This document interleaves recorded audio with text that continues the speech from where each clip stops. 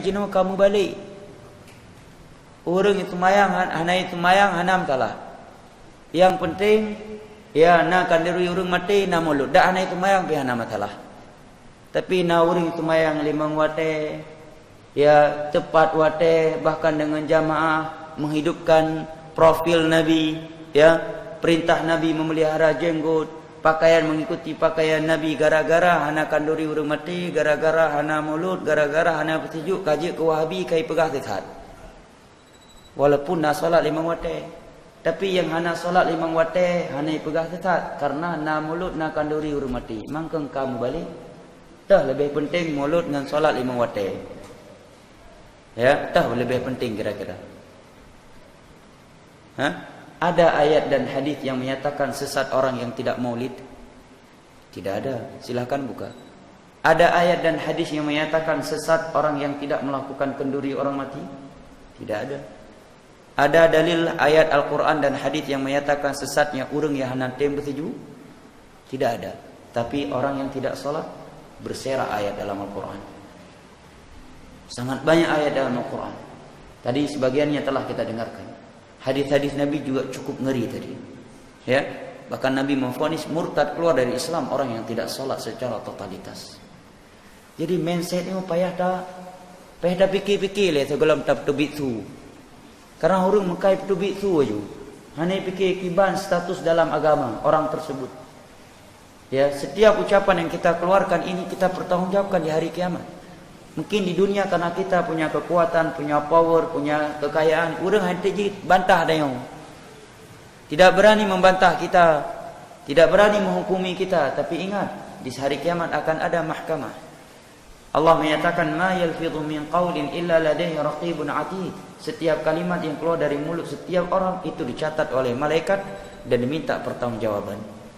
Jadi jangan bermudah-mudahan menyesat-nyesatkan orang. Memvonis orang Wahabi begini begitu, hari kiamat semuanya akan kita pertanggungjawabkan, saya dan Anda. Ya. Dan sangat fatal kalau kita memvonis orang sesat, rupanya enggak sesat, pasti kita yang akan sesat. Hadis diriwayatkan oleh Al-Imam Al-Bukhari dari sahabat Abdullah bin Umar radhiyallahu anhu. Nabi bersabda, "Man qala li akhihi ya kafir." Barang siapa yang memvonis saudara muslim, saudaranya yang muslim, solat 5 waktu, bersyahadat 2 syahadat, dia vonis kafir.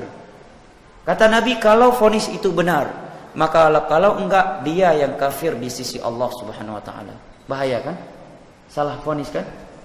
Ada saudara kita solat 5 waktu, dia bersyahadat 2 syahadat, kita katakan kafir. Kalau tepat, kalau enggak kata Nabi haru alaih, maka yang kafir yang menuduh, yang mengucapkan kalimat kafir itu yang akan kafir.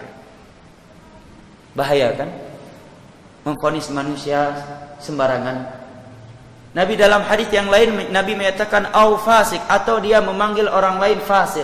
Dia tuduh sesat, dia tuduh pelaku maksiat, dia tuduh kafir. Kalau enggak tepat, maka kalimat tuduhan itu kembali kepada dia. Kayak tegolam tak betul itu yang payah dah fikir-fikir panjang le. Karena tayo mandum yo hebat apapun tayo akan mati. Menan meninggai kamerpa ngemukar dan nakir. Sepanjang masa dalam alam barzakh kita mempertanggungjawabkan amalan kita. Kemudian akan ada yaumul mahsyar.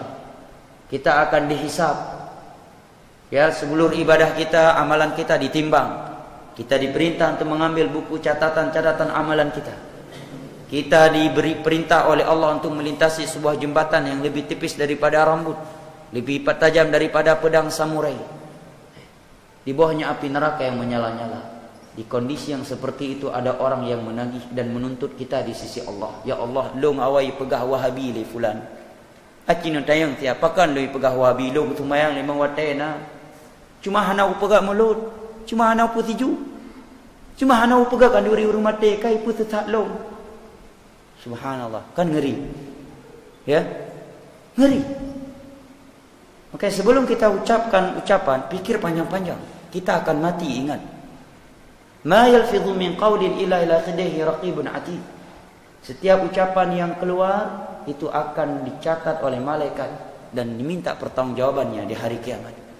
Di dalam sebuah hadis yang diriwayatkan oleh Al-Imam Bukhari dari Abu Hurairah radhiyallahu anhu, Nabi menyatakan ataduruna mal muflis. Kulli nabi purung don nanuturi urang yang ruga, orang yang pailit. Tahukah kalian siapa itu orang yang pailit? Orang yang merugi, orang yang bangkrut. Maka para sahabat menjawab, orang yang bangkrut menurut kami wahai Rasulullah man la dirham lahu wala dinar, urang yang hana peng. Bunuh kaya tiba-tiba kabeh kekayaannya urang bangkrut menurut kamu. Dinar hana, dirham pi hana, nyang ke urang bangkrut menurut kamu? Jauh para sahabat Nabi. Maka Nabi menjawab, kenanyan urang yang bangkrut. Orang yang bangkrut yang sesungguhnya adalah man ja'a yaumal qiyamah bihasanatin amsal jibal. Nasidro hamba truk bauro kiamat membawa pahala ibadah sebanyak gunung di dunia ini. Saking le ibadah, ahli ibadah solat, puasa sunnah, solat sunnah, haji, umrah. Cuma pada hari itu dia bertemu dengan Allah dalam keadaan pernah mengambil harta seseorang. Wa qad syatama hadza, pernah mencela si fulan. Wa daraba hadza, dan dia pernah memukul si fulan. Wa safaka dama hadza, dan dia pernah menumpahkan darah seorang muslim. Maka setiap korban dia itu mengambil pahala-pahala ibadahnya sampai habis. Apabila belum mencukupi kezaliman yang telah dia lakukan kepada korbannya, maka dosa-dosa korbannya Allah kumpulkan dan Allah transferkan kepadanya, Allah lemparkan kepadanya. Jadi hana gampang tabtubitu, nah akibat berikutnya. Ya, maka mulailah berpikiran jernih. Kita kan ada Al-Quran dan hadis, tafsir-tafsir juga ada.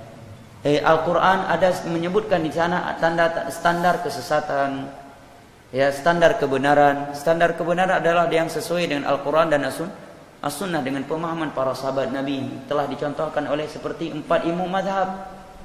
Ya, standar kesesatan Allah terangkan dalam surat Al-Ahzab, "Wa may ya'sillaha wa rasulahu faqad dhalla dhalalan mubina."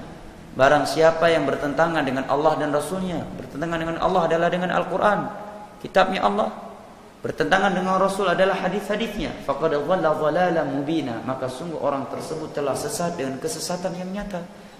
Nah, mia orang tidra orang dia tidak menyelisih Al-Quran, tidak menyelisih hadis-hadis Nabi, dia tidak menyelisih petunjuk para sahabat Nabi, dia tidak menyelisih apa yang telah dijelaskan oleh 4 imam mazhab.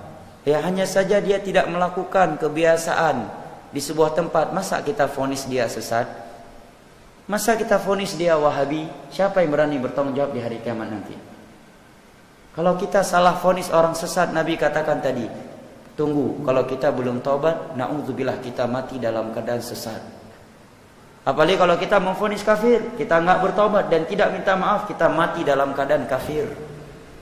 Na'udzubillah. Ya, makanya Nabi menyatakan, wa innal 'abda la yatakallamu bi kalimatin la yulqi laha balan yahwi biha fi nari jahannam.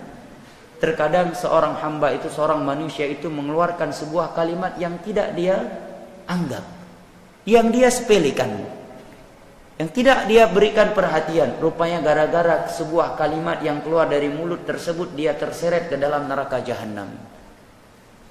Ya. Maka yang paling penting, fokuskan diri kita sendiri.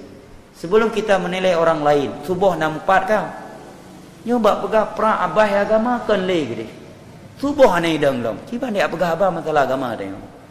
Subuh aneh dang lom. Dak baik agama. Sebagai orang yang duduk bawa orang kopi, ge pegah abah tantang nah ge melah getem. Rukuk bajara tumajuh menjarawi subuh ana 4. Tapi warung kopi bengah 4 kan. Subuh ana 4. Ge pra abah masalah agama, tantang nah geduk badeah 20 tahun tapo. Nyo penyakit di bagian lain. Maka ini perlu kita perhatikan.